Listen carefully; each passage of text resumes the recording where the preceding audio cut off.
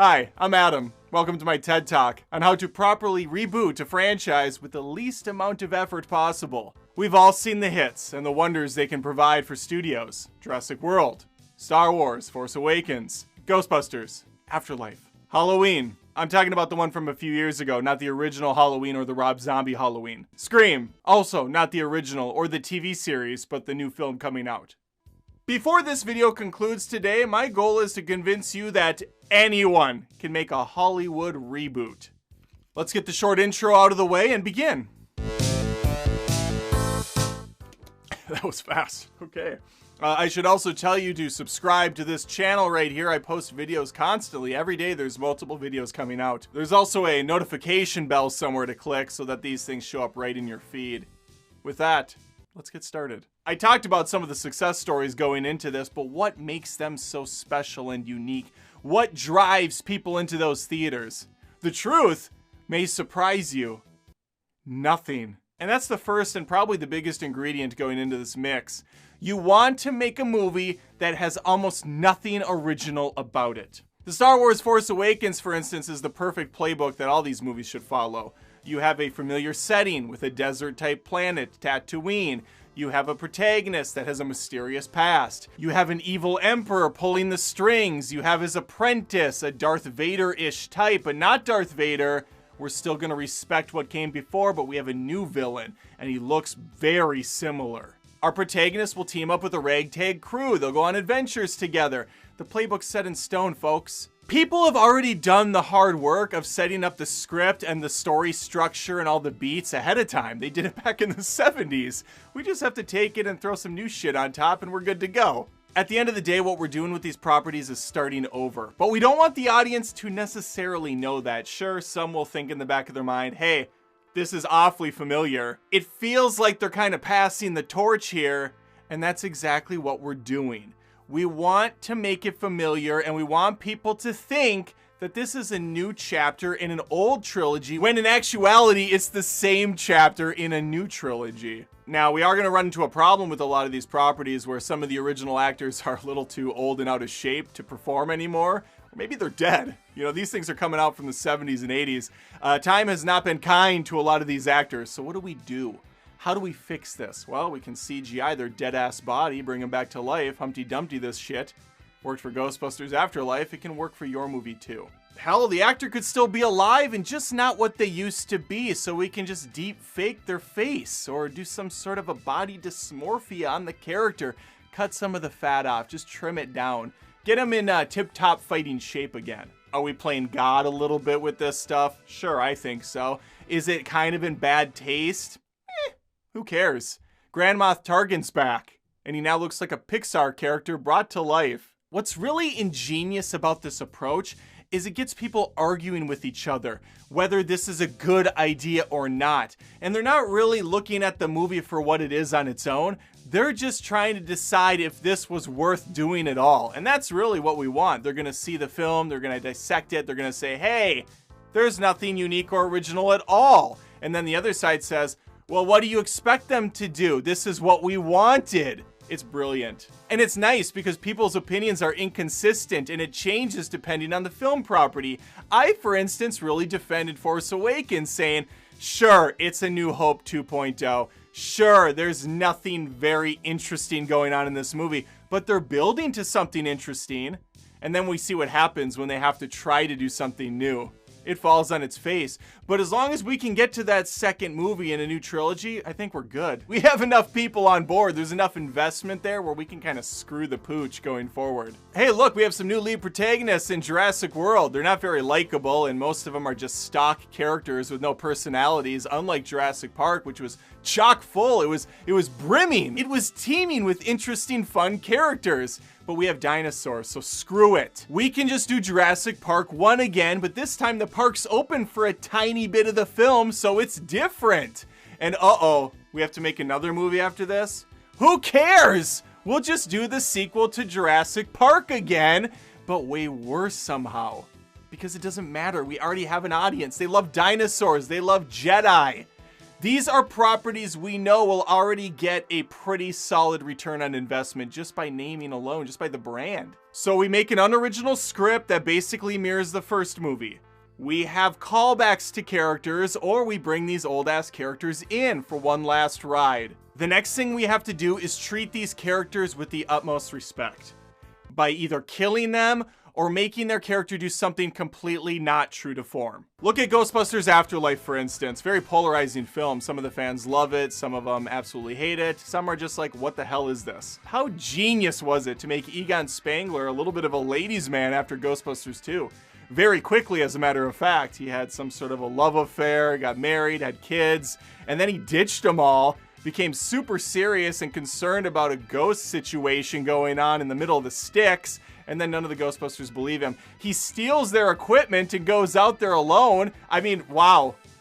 Talk about a complete 180 from the first two movies that were just about kind of cartoonish characters who were joking it up while fighting ghosts. You know, you didn't have to really think about them. You didn't have to really dissect their character. What makes them tick? What keeps them up at night? No, that's what these new movies are for. I want to know if Egon cries himself to sleep at night or if he's haunted by decisions of the past. I want Luke Skywalker to be super deep and complex and hate the Jedi now and not be that pie in the sky wonder, because characters change over time. They need to grow and be angsty and angry with the property that came before, the property that we love and respect and admire so much that we're basically cloning, copying, making a repeat of, but we also want to shit on it all the same. And that's one of my other steps here. This is, I think, step 3. Make sure to pay disrespect to the characters and the movies that came before. Since we have the rights to these amazing properties we don't give two shits about, we just want them for the money, we need to make sure to put music in there from those OG films and slow them down so that people know that this is a more touching version. It's very soft. It's paying its respects to the film that came out before. So maybe we take that theme song and we just sand it right down to its bones. Just a couple keystrokes on the piano. Ding, ding, ding, ding. Then we bring up that Jurassic World logo. Ding, ding, ding, ding, ding, ding, ding, ding. I realize my keys should be going up this way. My scales are all wrong. This touches people in the heart. They remember the nostalgia. They remember the magic.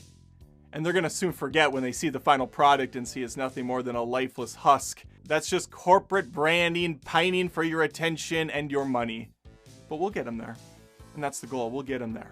And that's a point that can't be stressed enough. We need references, constant callbacks, accidental Easter eggs, things that people will look at and maybe be able to mine some gems out of. Whoa, look at that shot from Rise of Skywalker. That was actually in issue 13 of the Star Wars Chronicles. That's not canon anymore, but Disney or J.J. Abrams or someone recognizes it and they're showing their respect. No, they're not. They don't have respect. They probably picked up a random issue and was like, oh, there's a dumbass droid we can throw in for like a tip of the hat to 5 people that know. Look, there's that one-eyed ghost from the animated Ghostbusters series. Now I love this movie because these know what the fans want. Pointless callbacks.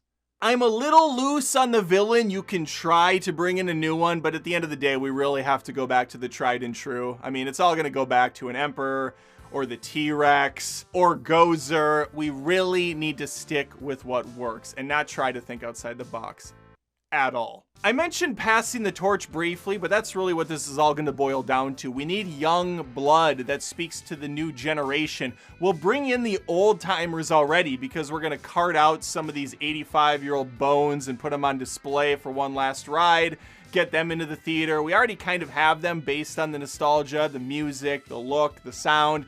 They're invested. Let's get a Zendaya in there or a Tom Holland as the lead, and we have this whole thing wrapped up. Preferably, we make the character related in some way via blood, via an adoption, via a child we didn't know about, or a brother or relative that was never mentioned at all in any of the other films. Fast and the Furious 9 did this. Dom has a brother. A movie franchise that prides itself on being all about family fails to mention that Dom has a brother.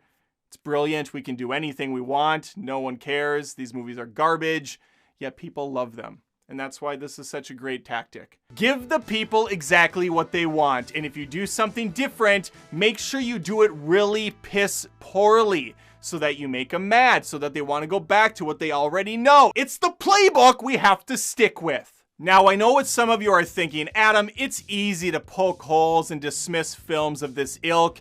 Why don't you give us examples of how it could work in a future movie? Then I'll maybe listen. Okay, here's an example, Back to the Future. We're bringing it back. Marty McFly has a daughter, Maggie McFly. She's going to be the protagonist. Marty's back very briefly. We know that that's not really possible due to the Parkinson's and whatnot. I don't really care. We have to get him in here somehow. Probably a deep fake. Or Michael J. Fox can, you know, kind of just move around a little bit and we'll put some words. We'll just show the back of his head. We'll do the pass the torch thing. We have to. Doc is in this as well. And thankfully, Back to the Future 3 did the hard work for us. I mean, it's not hard. It's very easy to just give them siblings. But in this case, Doc already has a bunch of kids. They're also going to be leads here. So we got Maggie McFly. We got a ragtag group of scientists that are very quirky and different. Some of them are like Brown. Maybe some of them are a little bit straight man. It's going to be great, though. We're going to basically redo the same plot to the original film. We're even going to have them go to the same time and at the same exact location. We could have them run into Marty McFly and future Marty McFly. Oh my God, it's so good. It's gonna be so great. Maggie's there interacting with her dad. Come on. Yeah. What's another one we could do? Goonies. They've been talking about making a sequel for a long time.